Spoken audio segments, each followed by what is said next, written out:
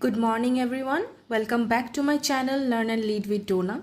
आज इस वीडियो में हम लोग देखने वाले हैं child development and pedagogy CDP का जो कुछ इंपॉर्टेंट क्वेश्चंस जो है जो फ्रीक्वेंटली पूछे जा रहे हैं सीटेट के पेपर में, पेपर 2 CDP। ठीक है, टोटल नंबर ऑफ क्वेश्चंस पूछे जाते हैं 30। ठीक है, और ये जो सेक्शन जो है CDP का, ये हम लोग के BEd entrance and MEd entrance में भी इम्पॉर्टेंट है। ठीक है, उसके लिए भी। चलिए हम लोग इस वीडियो को शुरू करते हैं। आई होप आप लोगों को अच्छे से समझ में आ गया होगा मैं क्या कहना चाह रही हूँ। ठीक है, इस वीडियो को ज़रूर लाइक कर दीजिएगा, शेयर कीजिएगा। अब चलते हैं, हम लोग शुरू करते हैं। पहला क्वेश्चन है अकॉर्डिंग टू पियाजे। ठीक है, जीन पियाजे का बात हो रहा है जिसने थियरी ऑफ कॉग्निटिव डेवलपमेंट दिया था। क्या बोल रहे हैं यहाँ पे? A child in the concrete operational stage is generally able to. Concrete operational stage बोला गया है। पियाजे का जो थियरी है, थियरी ऑफ कॉग्निटिव डेवलपमेंट, उसमें 4 इंपॉर्टेंट स्टेजेस है। ठीक है, पहला क्या था? सेंसरी मोटर स्टेज, फिर प्री ऑपरेशनल स्टेज, फिर concrete operational stage, then formal operational stage. ठीक है, तो हम लोग यहाँ पे क्या पूछा गया है? Third number stage, concrete operational stage. Third जो स्टेज है उसके बारे में पूछा गया है। उसमें बोला गया है कि जो चाइल्ड जो है जब कॉन्क्रीट ऑपरेशनल स्टेज में होता है तो वो क्या करने में एबल होता है? जनरली एबल टू क्या हो जाएगा हम लोग का सही answer? Perform logical operations on concrete objects. ठीक है, इसमें एब्स्ट्रैक्ट थिंकिंग नहीं आता है। एब्स्ट्रैक्ट थिंकिंग कब आ जाएगा? फॉर्मल ऑपरेशनल स्टेज में। Next stage formal operational stage, जो कि 12 इयर्स प्लस से होता है। ठीक है, जब बच्चा एज 12 होता है और 12 से ज़्यादा होता है तब उसको जो है एब्स्ट्रैक्ट चीज़ें समझ में आता है। ठीक है, जो दिमाग में जो हम लोग जो चीज़ें करते हैं, ठीक है, वो उसको बोलते हैं एब्स्ट्रैक्ट। और कॉन्क्रीट वो होता है जो हम लोग देख पाते हैं, जो देख के करते हैं थ्रू आवर सेंसेस। ठीक है, सेंस ऑर्गन से टच करके, देख के। ठीक है, तो उसमें क्या बोला है? परफॉर्म लॉजिकल ऑपरेशंस तो परफॉर्म कर सकते हैं ऑन कॉन्क्रीट ऑब्जेक्ट्स। ठीक है, इसी से हम लोग का क्वेश्चन से ही आंसर बन जा रहा है। कॉन्क्रीट ऑपरेशन में concrete objects, then formal operational में एब्स्ट्रैक्ट ऑब्जेक्ट्स से चीज़ें कर सकता है, समझ सकता है। ओके, अब नेक्स्ट क्वेश्चन पे हम लोग चलते हैं। देखिए यहाँ पे question number 2, according to Vygotsky the gap between what a learner can do independently and what they can do with assistance is called. Generally इसको ये क्या बोला जा रहा है? जोन ऑफ प्रॉक्सिमल डेवलपमेंट के बारे में पूछा गया है। ठीक है, उसमें यही हो जाएगा हम लोग का सही आंसर। ये क्या होता है जोन ऑफ प्रॉक्सिमल डेवलपमेंट? देखिए यहाँ पे ये जोन है, ये है बीच वाला जो आता है वो zone of proximal development, ZPD बोलते हैं। क्या होता है ये? देखिए पहला जो है एक लर्नर होता है, वो जो है खुद से क्या चीज़ कर सकता है। ठीक है, विदाउट एनी हेल्प। ठीक है, ZPD क्या होता है? जैसे जो बाहरी तौर से लर्नर को हेल्प चाहिए होता है तभी वो कर पाएगा। ठीक है, चीज़ें वो आ जाएगा proximal development, zone of proximal development. ठीक है, फिर एक जोन आता है जिसमें अगर हेल्प भी मिलेगा, बाहरी तौर से हेल्प भी मिलेगा तो भी लर्नर नहीं कर पाएगा। ठीक है, तो हम लोग ये बीच वाले जोन के बारे में वाइगोत्स्की ने दिया था, जोन ऑफ प्रॉक्सिमल डेवलपमेंट। ठीक है, द गैप, जो एक गैप होता है between what a learner can independently do and what they can do with assistance. मतलब जो खुद से क्या कर सकता है एंड ये इसमें है खुद से क्या कर सकता है एंड ये जो है डू विद असिस्टेंस अगर मिल जाएगा, मतलब बाहरी तौर से हेल्प मिल जाएगा तो वो क्या कर सकता है, उसको क्या बोलते हैं? Zone of proximal development. ठीक है, वाइगोत्स्की ने ये कंसेप्ट दिया था। ठीक है, स्कैफोल्डिंग उसी से रिलेटेड है। स्कैफोल्डिंग क्या हो जाएगा कि पहले टीचर जो है लर्नर को थोड़ा सा हेल्प असिस्टेंस प्रोवाइड करेगा जब तक उसको लर्निंग ना हो जाए, फिर धीरे धीरे जो है वो हेल्प रिमूव कर देगा। ठीक है, असिस्टेंस जो है धीरे धीरे असिस्टेंस को हटा देगा ताकि लर्नर खुद से ही चीज़ें कर पाए। ये जो है स्कैफोल्डिंग का कंसेप्ट ब्रूनर ने दिया था। Okay, that is also related to zone of proximal development से ही वो स्कैफोल्डिंग का कंसेप्ट निकल के आया, बट ब्रूनर ने उसको ज़्यादा पॉपुलराइज किया इस कंसेप्ट को। ठीक है, स्कैफोल्डिंग। अब नेक्स्ट क्वेश्चन पे चलते हैं हम लोग, question number 3।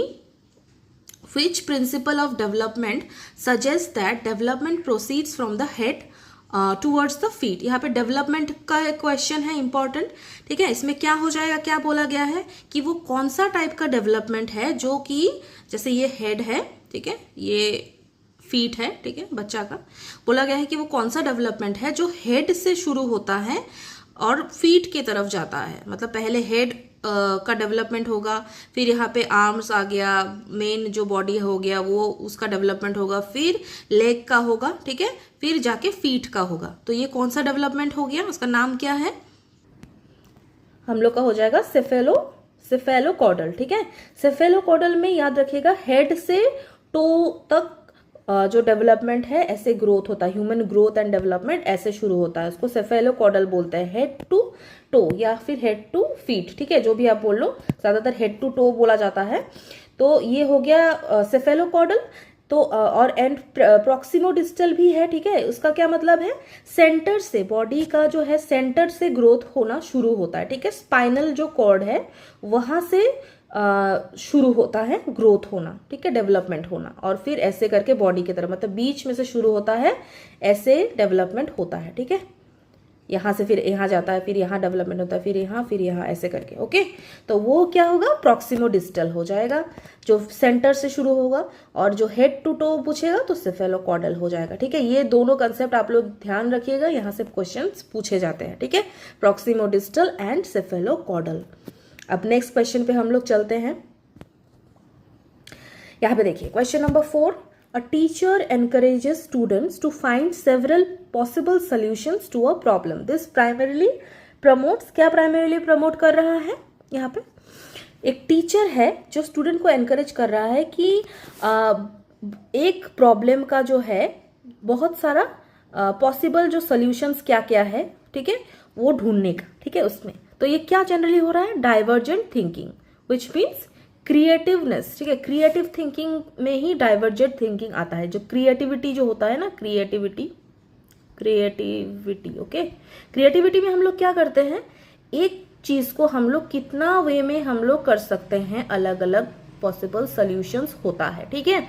And convergent thinking हम लोग किसमें करते हैं, इंटेलिजेंस, कोई एक प्रॉब्लम है उसको एक ही स्पेसिफिक एक सॉल्यूशन निकालना है, ठीक है, तो हम लोग सारा दिमाग एक ही चीज में लगाते हैं, ठीक है।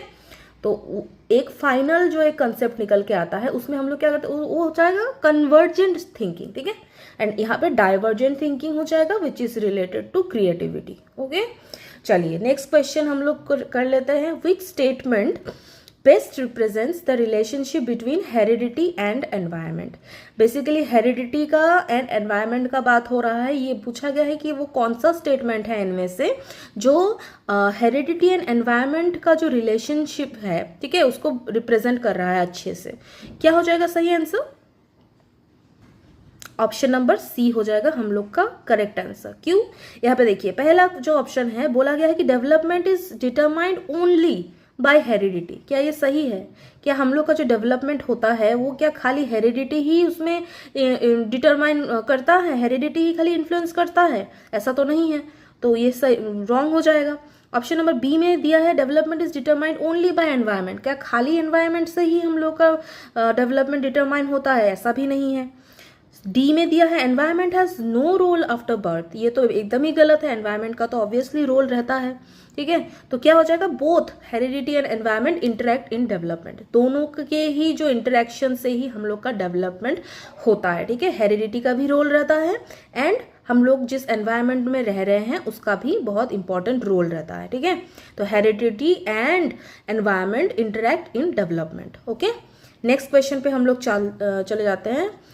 क्वेश्चन नंबर 6, यहाँ पे देखिए क्या दिया है इसमें, a child believes that everyone sees the world exactly as he और शी डज अकॉर्डिंग टू पियाजे दिस रिफ्लेक्ट्स। क्या रिफ्लेक्ट कर रहा है इसमें, क्या बोला जा रहा है इसमें, जो पियाजे ने बोला है, ठीक है। अकॉर्डिंग टू पियाजे एक जो स्टेजेस जो दिया था, ठीक है ना, sensory motor stage, preoperational stage, then concrete operational stage and formal operational stage, ठीक है। 4 स्टेजेस दिया था। क्या था, थियरी ऑफ कॉग्निटिव डेवलपमेंट का। तो उसमें क्या बोला गया है, जो चाइल्ड है वो बिलीव कर रहा है कि एवरीवन, ठीक है, सब लोग जो है वर्ल्ड को एग्जैक्टली वैसे ही देख रहा है जैसे वो बच्चा खुद देख रहा है। तो ये कौन से स्टेज में आ जाएगा, इसमें क्या मतलब हो जा रहा है इसका, ईगोसेंट्रिज्म, ठीक है। ईगोसेंट्रिज्म वो कौन सा स्टेज में हो जाता है, second stage, preoperational stage में जो है जब बच्चा 3 to 7 या 6 ईयर्स में रहता है, ठीक है। तब यहाँ पे क्या हो जाएगा, 0 to 2 ईयर्स, फिर 3 to 7 ईयर्स, 7 से 11 years, then 12 years plus, okay, जो लास्ट वाला स्टेज है। तो ये जनरली प्री ऑपरेशनल स्टेज में होता है ईगोसेंट्रिज्म। ईगोसेंट्रिक होता है बच्चा, ठीक है, वो सोचता है कि वर्ल्ड जैसा उसको दिख रहा है, जैसा वो परसीव कर रहा है तो वो वैसा ही होता है, एंड सब लोग उस चीज को वैसे ही सेम वे में परसीव कर रहा है। तो क्या हो जाएगा, ईगोसेंट्रिज्म, ओके। नेक्स्ट क्वेश्चन पे चलते हैं हम लोग। अकॉर्डिंग टू कोलबर्ग, कोलबर्ग का ये इंपॉर्टेंट जो एक कंसेप्ट है, ठीक है, morality based on avoiding punishment belongs to, ठीक है। Kohlberg, according to Kohlberg, morality based on avoiding punishment, इसमें कौन सा स्टेज में है, कौन सा लेवल यहाँ पे दिया गया है, देखिए जनरली उसमें 3 लेवल था, ठीक है, कोलबर्ग के जो थियरी जो था कोलबर्ग का, देखिए इसमें हो जाएगा हम लोग का प्री कन्वेंशनल लेवल जो है, ठीक है, जिसमें क्या था, ओबीडियंस और पनिशमेंट ओरिएंटेशन से रिलेटेड है, ठीक है, जो स्टेज 1 है, इस ये लेवल का जो है स्टेज 1 है, ठीक है, जिसमें क्या होता है, जो पर्सन जो होता है उसका जो मॉरल जो रीजनिंग होता है वो एक्सटर्नल कॉन्सिक्वेंसेस एंड रूल्स से सेट होता है, ठीक है, जो जैसे बाहरी तौर से रूल है वो उस रूल को वो फॉलो करता है, ठीक है, ताकि उसको पनिशमेंट ना मिले, ठीक है। तो ये क्या हो जाएगा, प्री कन्वेंशनल लेवल हम लोग का हो जाएगा सही आंसर, ठीक है। चलिए अब हम नेक्स्ट क्वेश्चन पे चलते हैं। Which classroom practice is most consistent with a child-centered approach? Child-centered approach के बारे में पूछा गया है, बोला गया है कौन सा क्लासरूम प्रैक्टिस है होगा जो इसमें मोस्ट कंसिस्टेंट होगा विद अ चाइल्ड-सेंटर्ड अप्रोच। क्या हो जाएगा सही आंसर, जिसमें स्टूडेंट जो है वो एक्टिवली पार्टिसिपेट करेगा और कंस्ट्रक्ट करेगा नॉलेज। जनरली कंस्ट्रक्टिविज्म का जो प्रिंसिपल है वो फॉलो होगा, ठीक है, स्टूडेंट नॉलेज एक्टिवली कंस्ट्रक्ट करेगा, एक्टिवली पार्टिसिपेट करके, डिस्कशन होगा क्लास में, ठीक है, टीचर एंड स्टूडेंट के बीच, एक्टिव लर्निंग होगा, ठीक है, एक्सपीरियंशियल लर्निंग होगा, एक्सपीरियंस बेस्ड, ओके। यहाँ पे देखिए ऑप्शन नंबर ए तो ऐसे ही हो जाएगा, टीचर कैंसिल हो जाएगा, जैसे teacher lectures through out the class, खाली लेक्चर ही देता रहेगा टीचर तो उसमें कुछ नहीं होगा, क्लासरूम एनवायरनमेंट बहुत ही बोरिंग हो जाएगा। ऑप्शन नंबर सी भी नहीं होगा, स्टूडेंट्स खाली मेमोराइज करेगा, ऑब्वियसली रोट लर्निंग पे अभी फोकस एकदम नहीं हो रहा है, रोट लर्निंग जो है बंद करने का ही बात बोलता है NEP 2020।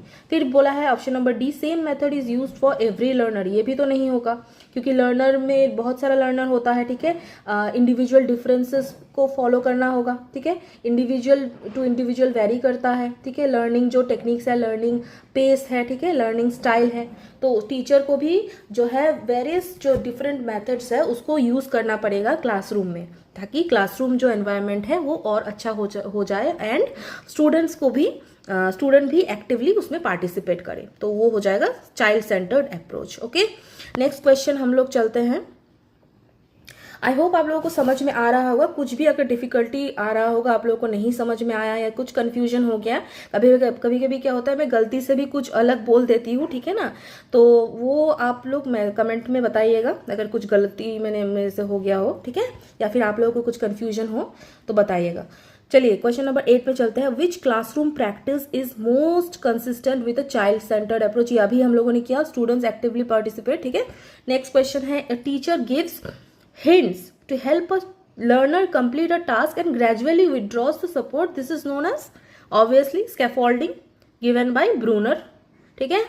तो क्या हो जाए, उसका मतलब वही होता है कि टीचर पहले थोड़ा थोड़ा हिंट देगा, थोड़ा थोड़ा हेल्प प्रोवाइड करेगा स्टूडेंट को, जब उसको अच्छे से समझ में आ गया हो, लर्निंग का मतलब हो जाएगा, स्टूडेंट अभी अकेले भी वो चीज़ कर सकता है, तब धीरे धीरे टीचर क्या करता है, वो सपोर्ट हेल्प जो है रिमूव कर देता है, ठीक है, तो उसको क्या बोलते हैं, स्कैफोल्डिंग।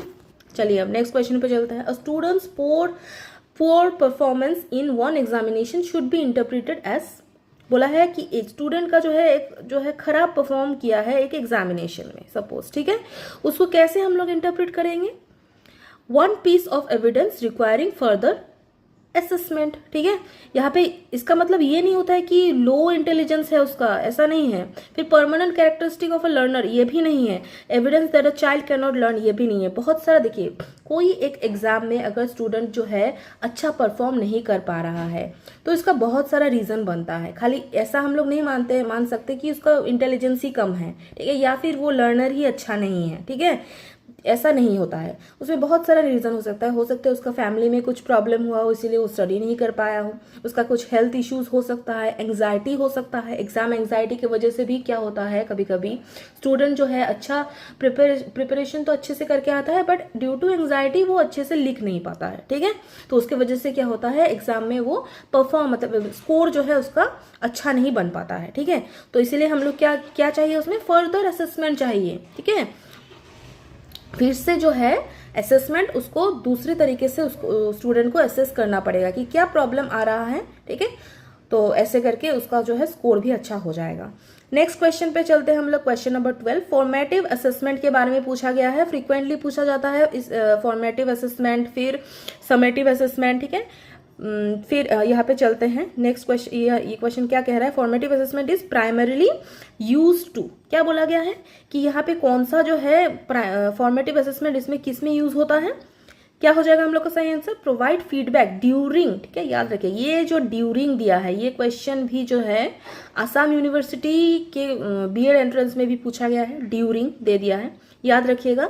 जब बोलेगा कि ड्यूरिंग लर्निंग प्रोसेस, मतलब लर्निंग चल रहा है, टीचर क्लासरूम में है, उस यूनिट का जो है टीचिंग चल रहा है, ठीक है, टीचिंग लर्निंग चल रहा है, ड्यूरिंग दैट प्रोसेस, ठीक है, उस टाइम में जो असेसमेंट टीचर कर रहा है स्टूडेंट का कि कैसे लर्निंग, बच्चा जो है समझ में आया कि नहीं उसको, ठीक है, लर्निंग कितना हुआ है, ठीक है, या फिर कहाँ कहाँ और जो है इम्प्रूवमेंट चाहिए, ठीक है, उसको बोलते हैं हम लोग formative assessment during the learning process, ठीक है। और जो फाइनल में जाके जो होता है, जो फाइनल एग्जाम में होता टेस्ट होता है, उसको क्या बोलते हैं, समेटिव असेसमेंट, ठीक है।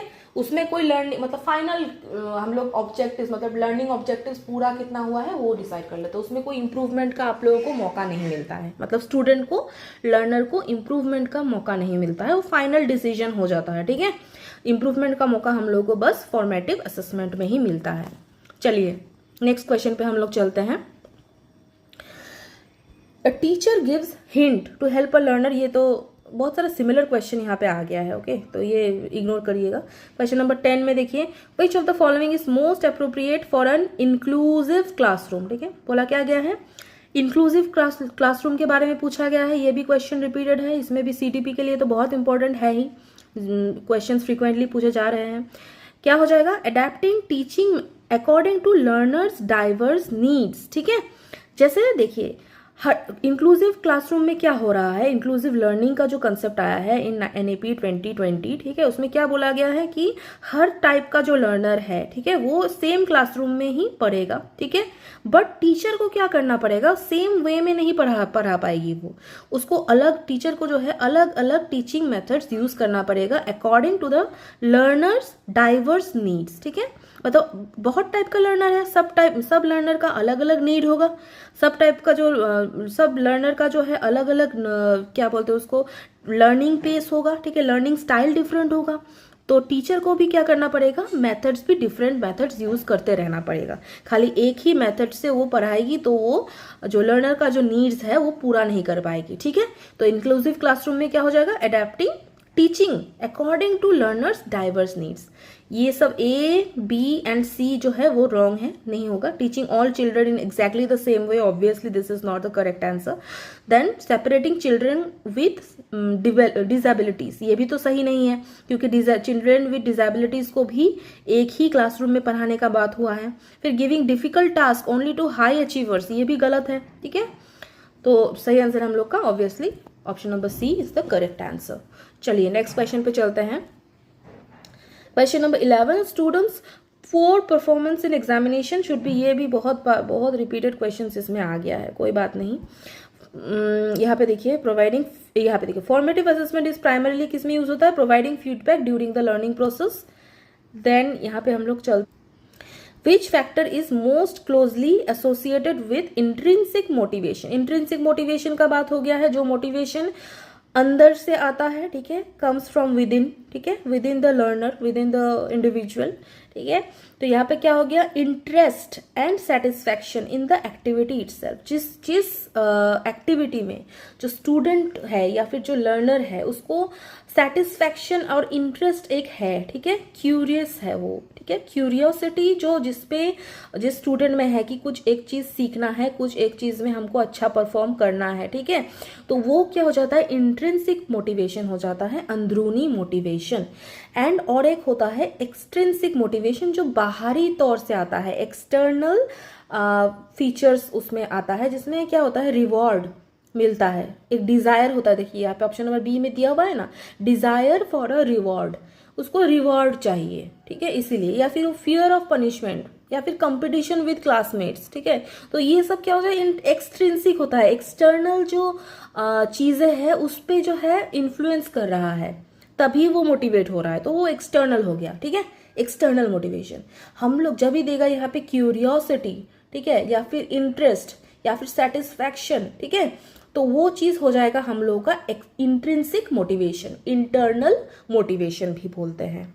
चलिए नेक्स्ट क्वेश्चन पे चलते हैं। टीचर नोटिसेस, ठीक है, यहाँ पे देखिए बहुत इंपॉर्टेंट सा क्वेश्चन है। A teacher notices that a child makes a mathematical error but ask the child to explain how the answer was obtained. This approach mainly helps the teacher understand. क्या होता है, क्या चीज है, देखिए एक टीचर ने नोटिस किया कि जो एक बच्चा जो है वो एक मैथमेटिकल एरर किया है, लेकिन टीचर ने क्या किया, उस बच्चे को पूछा एक्सप्लेन करने के लिए कि जो है वो आंसर कैसे उसने ऑब्टेन किया, ठीक है, एरर हुआ बट फिर भी वो बच्चे ने आंसर को कैसे निकाला, ठीक है, मैथ्स का जो आंसर है, जो सम या फिर कुछ किया है उसने, तो उसमें आंसर कैसे निकाला। तो इसमें टीचर मेनली क्या ऑब्टेन करना चाह रहा है, क्या जानने का कोशिश कर रहा है, ठीक है, टीचर को कैसे किस चीज को अंडरस्टैंड करने में हेल्प होगा, इसमें से कौन सा हो जाएगा answer, the child's learning process, मतलब बच्चा लर्न कैसे करता है उसको जानने का यहाँ पे टीचर जो है जान जाएगी कि जो बच्चा जो है वो कैसे लर्निंग कर रहा है, लर्निंग प्रोसेस बच्चे का क्या है। ऑब्वियसली यहाँ पे फिजिकल डेवलपमेंट का बात नहीं हो रहा है, family background and personality type का भी बात नहीं हो रहा है, ठीक है। चलिए नेक्स्ट क्वेश्चन पे हम लोग चलते हैं। ऐसे ही मोस्टली स्टेटमेंट बेस्ड क्वेश्चन ही पूछे जाते हैं, ठीक है, आजकल थोड़ा सा डायरेक्ट फैक्चुअल क्वेश्चंस नहीं पूछे जा रहे हैं, यहाँ पे स्टेटमेंट बेस्ड दे देगा, आप लोगों को समझ के उसको आंसर करना पड़ेगा अच्छे से। चलिए, which statement about intelligence is most appropriate for a contemporary educational perspective. बोला गया है इंटेलिजेंस का यहाँ पे कौन सा वो स्टेटमेंट है जो मोस्ट अप्रोप्रिएट है, एजुकेशनल पर्सपेक्टिव से अप्रोप्रिएट कौन सा स्टेटमेंट है, ये पूछा जा रहा है। सही आंसर हम लोगों का क्या हो जाएगा, यहाँ पे देखिए ऑप्शंस देखिए, इंटेलिजेंस इज कंप्लीटली फिक्स्ड, क्या ऐसा होता है, नहीं। Only linguistic ability represents intelligence, ऐसा भी नहीं है। लर्नर्स में demonstrate abilities in different ways, yes this is the correct answer, option number C. Intelligence can be determined from one test alone, ऐसा भी नहीं है। देखिए यहाँ पे बोला गया कि क्या इंटेलिजेंस कंप्लीटली फिक्स होता है, ऐसा तो नहीं है ना।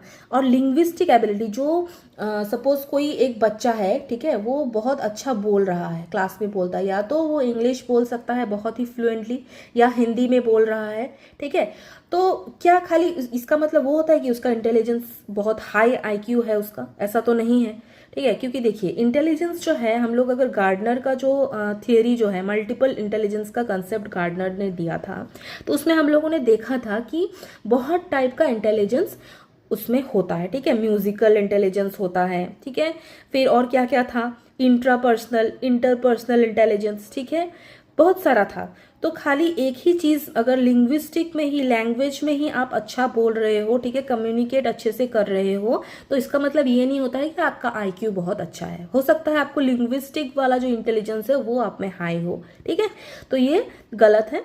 सही आंसर हो जाएगा, लर्नर्स में demonstrate abilities in different veg. Learner जो है वो डिफरेंट, हर लर्नर डिफरेंट होता है, तो वो डिफरेंट डिफरेंट वे में अपना जो एबिलिटीज है वो शो करेगा, ठीक है। This is from a contemporary, मतलब आज का जो एजुकेशनल पर्सपेक्टिव है उसके अकॉर्डिंग है, ओके, इंटेलिजेंस का ये कंसेप्ट। नेक्स्ट चलते हैं हम लोग क्वेश्चन नंबर 16। अकॉर्डिंग टू पियाजे, assimilation occurs when a child, यहाँ पे देखिए दो चीज आता है यहाँ पे पियाजे का कंसेप्ट में, दो तीन चीज इंपॉर्टेंट है, एक है स्कीमा, ठीक है, जो बिल्डिंग ब्लॉक्स होता है नॉलेज का, ठीक है, जिसमें जो है जो लर्नर जो है वो ऐसे बिल्ड करता रहता है, ठीक है, एक के बाद एक नॉलेज, ठीक है, बिल्ड करता है, उसको बोलते हैं स्कीमा, बिल्डिंग ब्लॉक्स। देन आता है हम लोग का एसिमिलेशन एंड एकोमोडेशन। यहाँ पे देखिए एसिमिलेशन क्या होता है, option number B, fits new information into a existing schema. हम लोग का जो स्कीमा बनता है, जो पियाजे ने कंसेप्ट दिया है कि यहाँ पे हम लोग कुछ कुछ नॉलेज लेते हैं एंड स्कीमा में यहाँ पे डेवलप होता रहता है, ठीक है, नॉलेज स्टोर होता रहता है, ठीक है, बिल्डिंग एक के बाद एक बिल्ड होता है, ठीक है। तो एसिमिलेशन का क्या मतलब होता है, fits new information into an existing schema. Suppose ये एक स्कीमा है, हमको एक न्यू इन्फॉर्मेशन, एक न्यू नॉलेज मिला है, तो हम लोग क्या करेंगे, इसमें ही वो चीज स्टोर करेंगे, न्यू जो इन्फॉर्मेशन है एग्जिस्टिंग स्कीमा में स्टोर करेंगे, तो इसी का मतलब होता है एसिमिलेशन।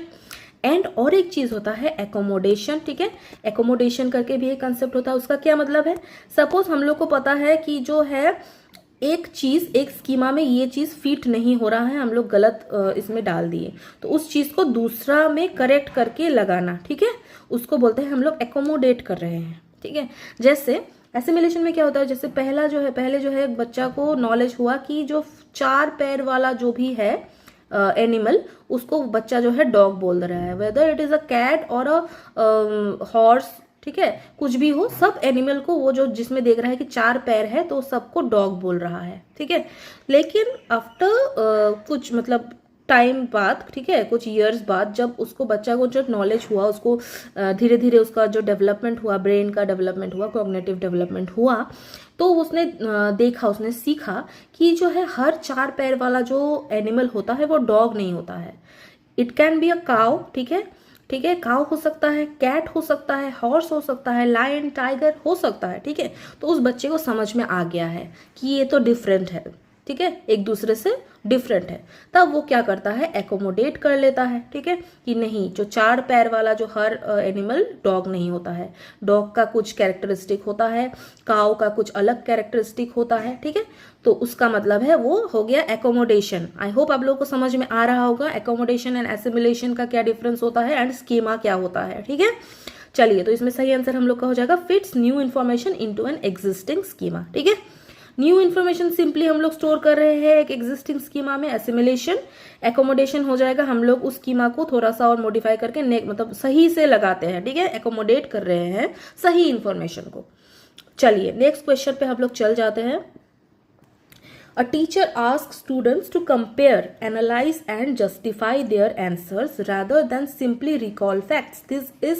This mainly promotes, क्या प्रमोट कर रहा है, हायर ऑर्डर थिंकिंग, ठीक है, जिसमें टीचर जो है स्टूडेंट को पूछते हैं कि आप जो है खाली रिकॉल मत करो फैक्ट, मतलब खाली जो होता है ना रोट मेमोराइजेशन करके क्वेश्चन पूछता है इसका आंसर क्या होता है, ये हो गया रोट मेमोराइजेशन, खाली सिंपली रिकॉल करना। बट टीचर क्या कर रहा है इसमें, बोलता है कि जो है आप कंपेयर करो, आप एनालाइज करो, आपने जो ये आंसर दिया है ये आंसर क्यों सही है, ठीक है, जस्टिफाई करो, आपने ये आंसर क्यों दिया है, आपका रीजन क्या है, ठीक है, आप कंपेयर करो, ठीक है, एक दूसरे के साथ आप कंपेयर करो कि वो ये आंसर दे रहा है, ये आंसर दे रहा है, तो इसमें एक कंपैरिजन हो गया, एनालिसिस हो गया, जस्टिफिकेशन टीचर जो है मांग रहा है, rather than simply recalling facts. This mainly promotes, क्या हो जाएगा, ये कौन सा चीज प्रमोट कर रहा है, हायर ऑर्डर थिंकिंग प्रमोट कर रहा है, तभी तो क्रिटिकल थिंकिंग डेवलप होगा, क्रिटिकली एनालाइज करेगा बच्चा कि मैंने ये आंसर दिया, इसका क्या मतलब बन रहा है, ठीक है, किस चीज को ये डिफाइन कर रहा है, और भी कुछ कुछ नया नॉलेज, कुछ कुछ नया फैक्ट्स उसको पता चल जाएगा, ठीक है, तो हायर ऑर्डर थिंकिंग।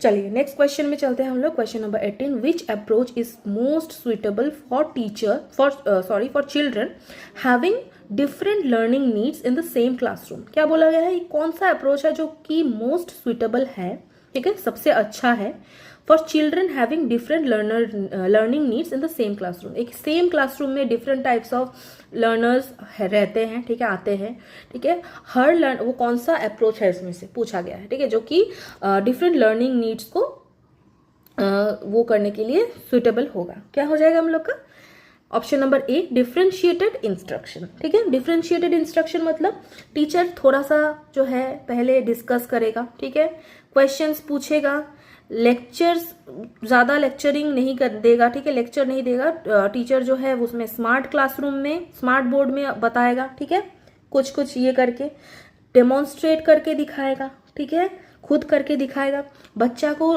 बुलाएगा खुद से करने के लिए, ठीक है, बच्चा खुद एक्सपीरियंस करके उस चीज़ को सीखेगा, ठीक है। फिर टेक्नोलॉजी बेस्ड जो होता है, ठीक है, आईसीटी का यूज़ करेगा क्लासरूम में। तो ऐसे, तो जिस बच्चे को सपोज कुछ एक बच्चा है, कुछ कुछ बच्चा है जिसको देखने में प्रॉब्लम है या फिर हियरिंग में प्रॉब्लम है, ठीक है, तो उसमें क्या हो जाएगा, जब वो स्क्रीन में जब देखेगा चीज़ें तो उसको बेटर समझ में आएगा, एनिमेशन यूज़ करके, ठीक है, या फिर वीडियो लेक्चर्स लगा के क्लासरूम में जब देखेगा तो उसको बेटर समझ में आएगा, या फिर टीचर भी जब डेमोन्स्ट्रेट करके दिखाएगा तो भी बच्चे को समझ में आएगा, ठीक है। तो डिफरेंशिएटेड इंस्ट्रक्शन यूज करना है टीचर को, खाली यूनिफॉर्म मतलब सेम इंस्ट्रक्शन ऐसा नहीं होगा, ठीक है, क्योंकि लर्नर डिफरेंट है। ओनली लेक्चर मेथड भी नहीं होगा, only text book based teaching तो एकदम ही नहीं होगा, ठीक है। अब चलते हैं हम लोग नेक्स्ट क्वेश्चन पे। यहाँ पे देखिए, A child learns a behavior by observing and imitating another person. This is most closely associated with, क्या बोला गया है, एक बच्चा है, ठीक है, उसने बिहेवियर एक सीखा है, क्या, ऑब्जर्व करके दूसरे को, और इमिटेट करके, इमिटेट मतलब दूसरे का कॉपी करके, ठीक है, बच्चा सब कॉपी करता है ना, छोटा होता है, बड़ों का कॉपी करता है सीख के, ऑब्जर्व करके, ठीक है। तो ये किससे रिलेटेड है, कौन सा हो जाएगा, बैंड्यूरा, ठीक है, जो एक बोबोडॉल बोल के एक जो प्रैक्टिकल जो एक एक्सपेरिमेंट किया था, बोबोडॉल एक्सपेरिमेंट बैंड्यूरा का, ठीक है। तो ये हो जाएगा हम लोग का सही आंसर, जिसमें सोशल लर्निंग जो ये होता है, ठीक है, बच्चा जो है उसमें मेन थियरी यही था, मेन जो एक्सपेरिमेंट था कि बच्चा जो छोटा जो चाइल्ड होता है वो बड़ों को या फिर दूसरों को सोसाइटी में जो है ऑब्जर्व करके सीखता है, इमिटेट करके सीखता है बिहेवियर, ठीक है, जैसे बिहेव करेगा, जो फैमिली मेंबर्स जैसे बिहेव करेंगे उसी से बिहेवियर बच्चा सीखेगा, ठीक है। तो बैंड्यूरा का ये कंसेप्ट है। नेक्स्ट क्वेश्चन नंबर 20 पे हम लोग आते हैं, which of the following is not a characteristic of a good assessment. बोला गया है कि इनमें से कौन सा जो है गुड असेसमेंट का कैरेक्टरिस्टिक नहीं है, ठीक है, नहीं है पूछा है, क्या हो जाएगा, it labels a child permanently. देखिए, कोई भी असेसमेंट हो गया, क्लास टेस्ट हो गया, या फिर जो भी जो टेस्ट होता है, एग्जाम, फाइनल एग्जाम हो गया, या फिर मतलब समेटिव हो गया या फॉर्मेटिव हो गया, कुछ भी हो गया, वो चाइल्ड को परमानेंटली लेबल नहीं करना चाहिए। सपोज एक बच्चा है, उसको जो है ग्रेड C मिला है एग्जाम में, तो ये एक परमानेंट लेबल नहीं लग जाता है कि वो जो बच्चा है वो लर्निंग में जो है पढ़ाई में बहुत ही वीक है, ऐसा नहीं होगा, ठीक है, परमानेंटली लेबल नहीं करना चाहिए। क्या होना चाहिए, यूजफुल फीडबैक आप दो, ठीक है, आप आइडेंटिफाई करो क्या डिफिकल्टी आया है, क्योंकि उसको C मिला है, क्यों C मिला है वो उसका, और लर्निंग कैसे आप बेटर कर सकते हो। इट सपोर्ट्स, आपको इम्प्रूवमेंट के लिए आप सपोर्ट करो लर्निंग में, ठीक है, बट लेबल मत करो कि जो है बच्चा जो है ये तो लर्निंग एकदम ही अच्छा नहीं है, लर्निंग में, ठीक है, पढ़ाई में ही अच्छा नहीं है, या फिर उसका IQ ही लो है, ऐसा नहीं करना चाहिए। हम लोग देखते थे कि पहले के जो टीचर्स थे, मैंने भी बहुत फेस किया है, क्लासरूम में जब थोड़ा सा वीक परफॉर्मेंस देती थी तब टीचर्स क्या करते थे, डायरेक्टली लेबल्स लगा देते थे कि ये इससे तो नहीं होगा, ये तो बहुत ही खराब परफॉर्म करती है क्लास में, ठीक है, ऐसे ऐसे करके। तो ये नहीं होना चाहिए, अभी ये चीज़ बहुत ही अच्छे से हम लोग को देख के करना पड़ेगा। ओके, चलिए, okay, thank you. Please don't forget to like, share and subscribe to my channel learn and lead with Dona. ठीक है, मिलते हैं हम लोग नेक्स्ट वीडियो में, तब तक अच्छे से रहिए।